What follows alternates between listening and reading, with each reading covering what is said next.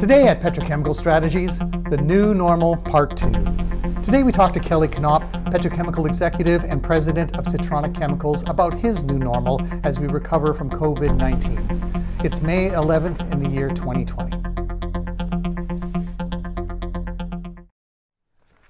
In the first installment of the new normal, we talked to Dennis Seith, President of the Founders Club and retired executive from Ineos Chemicals. I'll wrap up the series on the new normal talking to Bob Sitman, President of Northeastern Chemical Association, and he'll talk a little bit about the membership strategy and their fundraising strategy moving forward. In the past couple months, the global economy has taken a major hit. Here in the US, we've seen some depression-like economic figures. There were 30 million first-time claims for unemployment insurance in the 6-week period ending on April 25th. There was a 7.5% decline in consumer spending in March. This is the worst month-on-month decline on record. And there was a 5.4% decline in industrial production in March, which is the worst monthly decline since the end of World War II. Despite all the bad news in the real economy, the financial economy actually had a glimmer of good news. In April, the Dow Jones Industrial Average and Standard & Poor's 500 had their best month since 1987. Why? Let me show you some of the reasons. Maybe it's a $2.5 trillion economic stimulus package. Or maybe it's the expectation that reopening the economy is somehow going to meet all this pent-up demand. Or maybe it's the belief that the worst of the pandemic is behind us. One thing that's certain is the future is uncertain. Let's turn our attention now to the energy and petrochemical segments. In my very first blog, I talked about global demand destruction for crude oil being around 30 million barrels per day as a result of this pandemic. There's been some other numbers come out lower than that, some as low as 13 million barrels per day.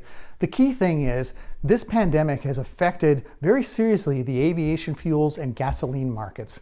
Let's take a look at US refinery run rates. According to the US Energy Information Administration, refinery utilization dropped from around 90% in January and February to about 70% where it's been since beginning of April. Typically, refineries are running pretty hard this time of the year as they ramp up for the summer driving and travel seasons. This isn't the case this year. In the petrochemicals markets, ethylene futures have a weak contango structure through the end of the year. Dow announced that it's going to idle 3 of its polyethylene plants ahead of an expected price decrease in April contract. The propylene futures market has a stronger contango structure, but that might be more about inventories than actually has to do with fundamentals. In butadyne's tumbled over the past 60 days. I've heard unconfirmed reports of spot prices talked around 14 cents per pound. Regardless if those are confirmed or not, the butadiene market is not going to improve until automotive sales rebound. I had the opportunity to speak to Kelly Knopp. He is a distinguished professional in the petrochemicals industry, having worked as an executive for both Nova Chemicals and Williams. He recently founded his own company, Citroniq Chemicals. If you've been around the industry at all for the last decade or more, you've probably seen Kelly speaking at one of the prominent industry conferences as a petrochemicals thought leader. I had the opportunity to ask him about his company, his thoughts about COVID-19, and where we go from here. Hey Kelly, thanks for having this conversation with me today. After years in the petrochemicals industry, you decided to go out on your own. Tell me a little bit about Citroniq Chemicals, your mission, your vision, and where you want to go with the company. Well, thanks, Robert, for the opportunity to speak with you today. You're right. I've spent 39 years in the corporate world and exactly 1 month on my own now. So it's been an opportunity for me, certainly, to look at the industry from a new perspective. And, I spent some time talking to folks, trying to find a fit between the skills and the things I could bring to the market, and also what are the market needs. How do I fit what I can do to where it's really needed. I came up with Citroniq Chemicals as a investment vehicle, really, to attack the sustainability issues and how do we reduce the carbon footprint of our industry and the petrochemical and plastics world. The hard reality is it's going to take money. It's going to add costs to our businesses, and there's a substantial technology risk that we have to take, and it feels like nobody wants to take that risk. And so how do we manage that? I think Citroniq could be an investment vehicle where people could pull together to create new solutions and share that risk, share that cost. So it's an exciting challenge. It's an opportunity that I think we have to make a stronger, more viable industry going forward. So we'll see where that takes me. You've been through a lot of challenges. I remember when the market bubble burst in 2000, we had natural gas spikes in '05 and '06. Who can forget the financial meltdown in '08 and '09 when crude oil dropped $100 a barrel in, like a couple months? I know you've been through Rita, Katrina, Ike, and most recently Harvey. So now going through COVID-19, how is it different and how does it compare to these other events that you've gone through? Well, Robert, as far as Houston is concerned, from a Houston viewpoint, I go back even further and think about the 1980s recession. Crude oil collapsed to around $8 a barrel, which I thought that would be the low point in my career. And we saw widespread defaults and bankruptcies, literally entire subdivisions go into foreclosure. We had interest rates for mortgages at 12, 15, 18%. And we came out of that and said, Houston can't be just an oil town. And there was a focus on diversification of the economy that really happened. And you look in hindsight, that was an event that really changed the path that the city of Houston was on. So, I think it's got some of the feel of that people are looking at this event and saying, yeah, we need change, and we'll have to look at things a different way. I think I would call it a true black swan event. If you use a trading term, I looked up the definition of a black swan event. It requires that it be rare, that it be severe, and that there be a widespread insistence that it was obvious in hindsight. And I think we've seen all of that with this event. It is hopefully a really extreme event that we won't see, and maybe not again in our lifetime. So I would put it, rather than hurricanes and recessions, I would compare it maybe more to 9/11 in that it's going to change our behavior. It's going to change the way we look at things. If someone would have told you in August of 2001 that for the next 20 years, you'll have to remove your shoes every time you want to go through an airport, they would have really not believed you. So, I think there's two distinctions in the current event. One is the other events you mentioned, we know when they're over. The hurricane leaves town, the recession turns, and we start tracking recoveries. This one, is there a second wave or a third wave, or what's herd immunity mean to this, to the way we live our life? And the other, I think, event that's really changed for us is I've never seen any kind of event where there's been so much contradictory information, especially from experts. Are masks good or are masks bad? Do we need to isolate or not isolate? Do we need, how many ventilators do we need? All these questions that you see, just a wide dichotomy of opinions from people that we would regard as experts. So does that make us more skeptical as a society? I don't know.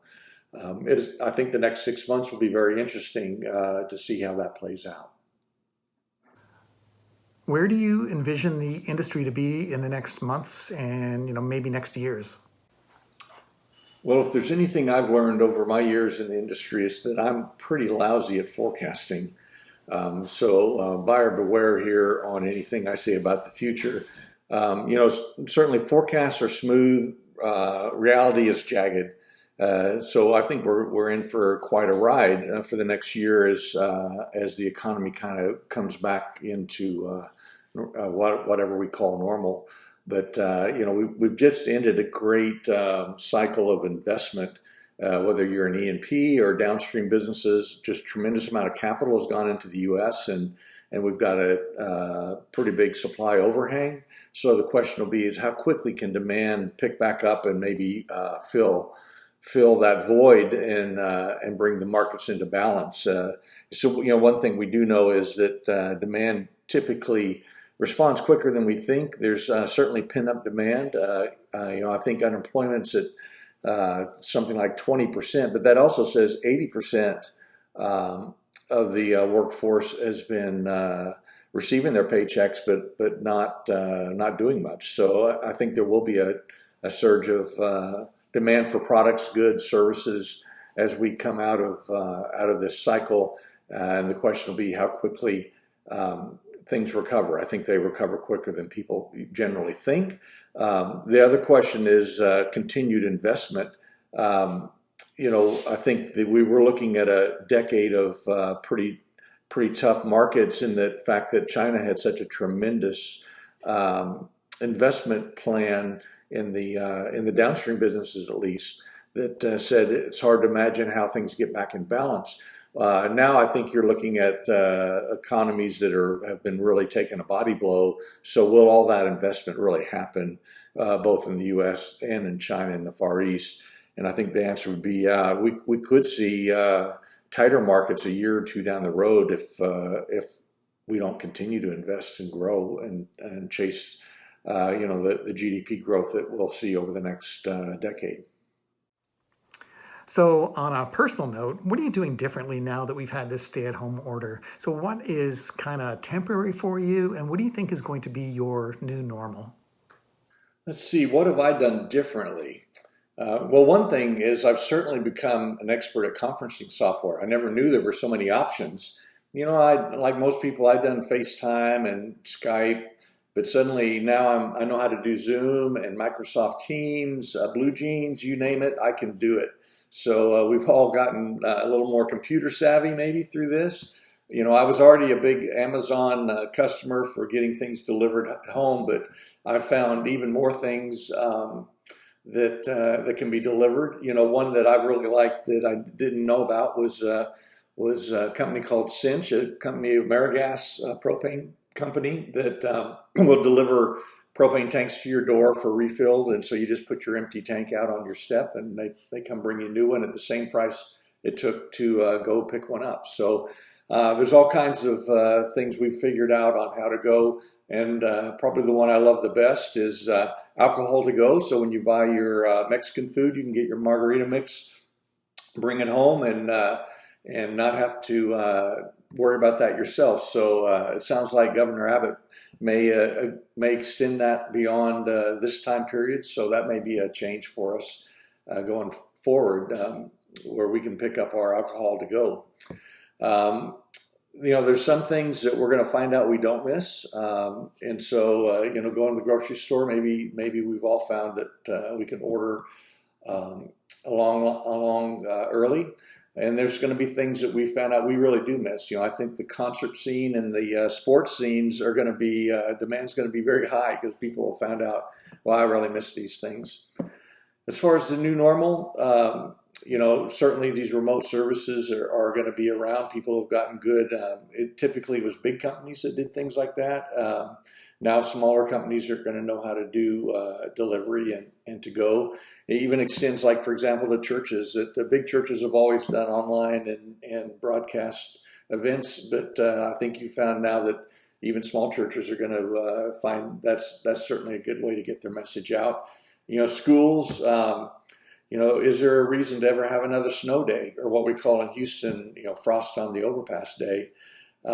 Because now with the remote setup, why would we cancel it? We just would convert from face-to-face school to remote school like we've done here lately. So, there could be all kind of changes like that.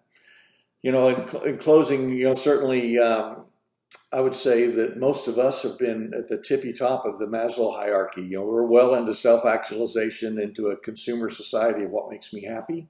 It'll be interesting to see if that changes coming out of this, and that maybe we're going to save up a little money for a rainy day fund, or maybe we'll be a little less consumer focused. I think history says that's probably not true, that our memories are pretty short, and it's more of our behavioral makeup than the environment around us, but we'll find out. So I think it'll be an exciting time for me and for my company as we move forward, and certainly for all of us. After my conversation with Kelly, we had the opportunity to talk a little bit offline about the last 10 years and the impact that the shale revolution has had. Clearly, the feedstock advantage here in the US fueled the massive increase in ethylene capacity. So I asked the question, what's next for the petrochemicals industry?